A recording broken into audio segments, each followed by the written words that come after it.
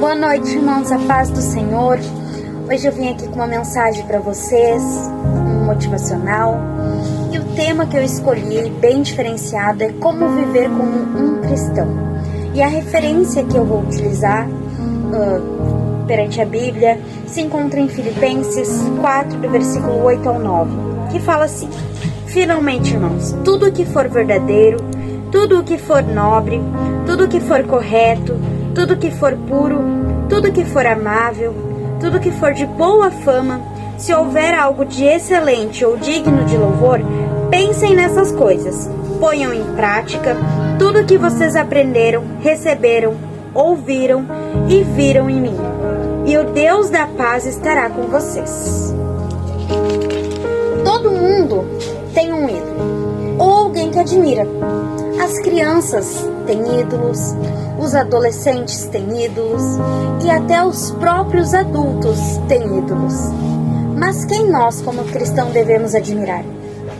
Quem viveu de tal maneira que sua vida precisa ser copiada, que deve ser um exemplo para nós.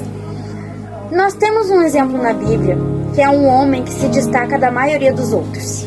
E esse homem é Paulo, ou anteriormente conhecido como Saulo. Quando nós lemos as provocações enfrentadas por Paulo como pregador de Jesus Cristo, ficamos maravilhados como Paulo enfrentava as dificuldades e ainda assim tinha atitude, e não se desvinculou com Deus. Ele mudou a direção da vida inteira dele por amar Jesus. Teve a decisão de deixar tudo para seguir. Ponto mesmo de na prisão, Paulo encorajou os outros testemunhando que aqueles que aguardavam e que enviassem carta para aqueles que estão fora dos muros da prisão. Quem dirá se todos nós um dia tivesse essa coragem e a resistência por Jesus. Eu vou dividir o texto em 4 tópicos para a gente poder entender um pouquinho melhor. Isso se encontra em Filipenses. Mesmo Paulo sendo uma vítima, ele sempre estava confiante. Em Filipenses 1, do versículo 12 ao 14, fala assim. Só um pouquinho mais. Aqui. Quero que saibam, irmãos, que aquilo que me aconteceu tem, ao contrário, servido para o progresso do Evangelho. Como resultado, tornou-se evidentemente a toda a guarda do palácio e a todos os demais que estou na prisão por causa de Cristo. E os irmãos, em sua maioria motivados no Senhor pela minha prisão, estão anunciando a palavra com maior determinação e destemor. Paulo estava olhando para as possibilidades de testemunhar de Jesus na situação apresentada. Paulo nunca pensou em si mesmo, embora ele fosse inocente das acusações. Lembra no Antigo Testamento de Jacó, que foi vendido por seus irmãos? Então, Jacó, ele viu as coisas positivas no que seus irmãos fizeram com ele. Nem todas as coisas negativas Paulo preferiu ver. Ele preferiu ver o lado positivo e fazer perguntas positivas, tais como: entre o que Deus tem em mente para esta situação? O que eu estou enfrentando agora?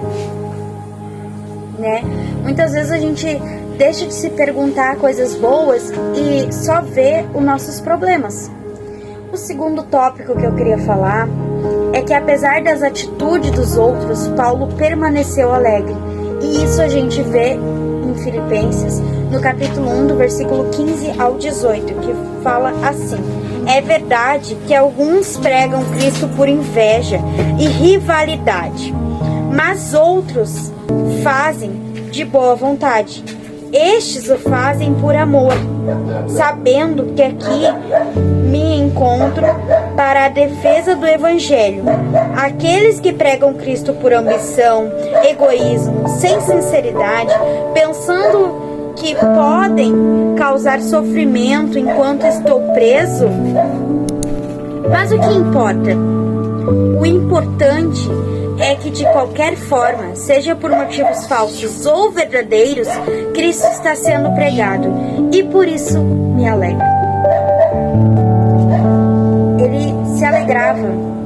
Muitos tentaram deliberadamente causar muito sofrimento a Paulo, até mesmo ao ponto de tentar matá-lo.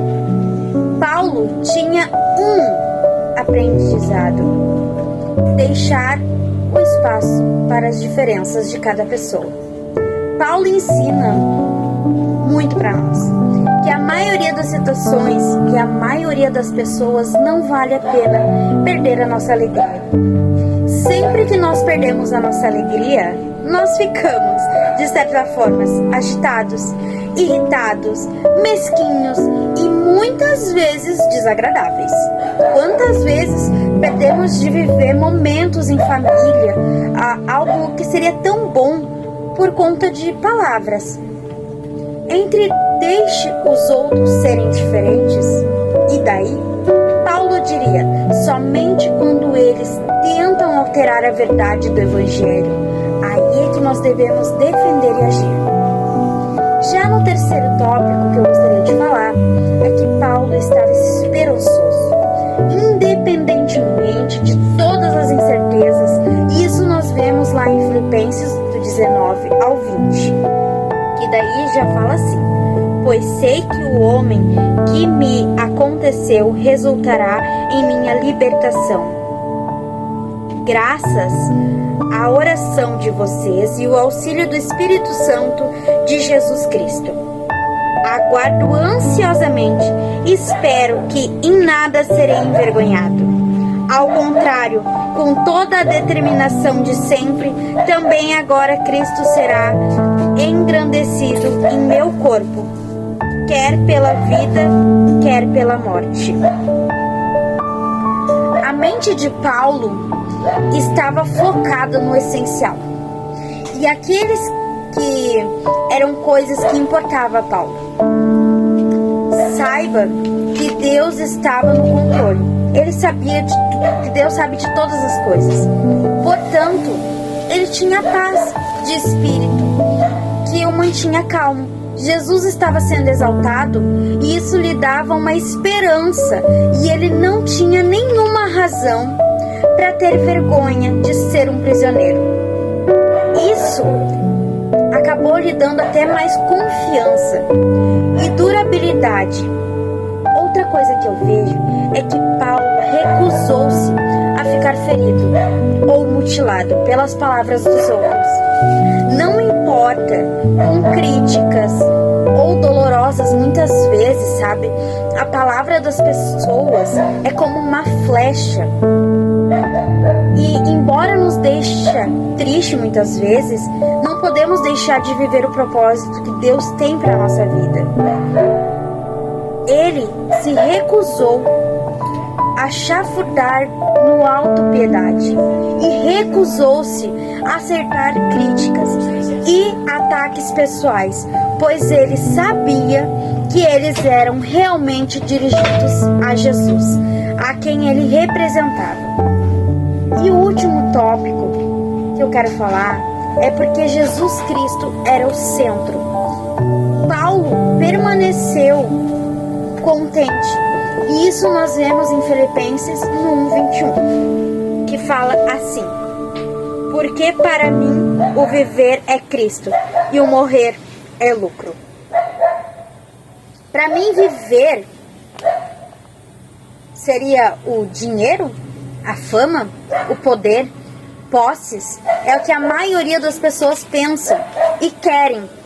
Mas para mim, o viver é deixar tudo para trás, ser esquecido, perder tudo. Para Paulo e para nós, só Jesus Cristo deve importar. Só Jesus pode satisfazer o segredo da vida. E é mesmo o segredo de ser feliz. Estar centrado em Cristo, viver uma vida controlada por Cristo, é como um cristão deve viver. E Paulo fez exatamente isso. Para concluir, sempre que Jesus Cristo se torna nosso foco central, a própria razão para estar aqui. Então nossa visão sobre a vida é diferente. As dimensões, as circunstâncias da vida se tornam diferentes. As limitações não são um incômodo, mas se tornam como desafios. A pessoa se torna livre de estar preocupada com os outros, suas opiniões, motivações e até mesmo as críticas. Não parecem mais tão importantes. Os temores com respeito a si mesmo e ao futuro são acalmados. A paz preenche o vazio e uma fresca e nova esperança vem para substituir o nosso medo. Precisamos aprender a deixar de lado essa coisa de tentar consertar a infelicidade de todo mundo. Nós temos que focar em se livrar de competir e se comparar nós mesmos com outras pessoas. Deus nos fez único. Ele fez cada um especial. Ele fez cada um do seu jeitinho. Temos que deixar de lado todas as nossas desculpas. Temos que deixar de lado todas as nossas carrancas, os punhos fechados, os maxilares cerrados. Ou seja, toda a raiva, a frustração, a depressão. Temos que deixar tudo de lado, porque Deus é único, suficiente Salvador, e Ele nos ama. Ele nos criou de uma forma única, porque Ele ama a gente. E hoje essa é a mensagem que eu vim para trazer para vocês. Espero que toque no coração de alguém. Esse é um ano novo.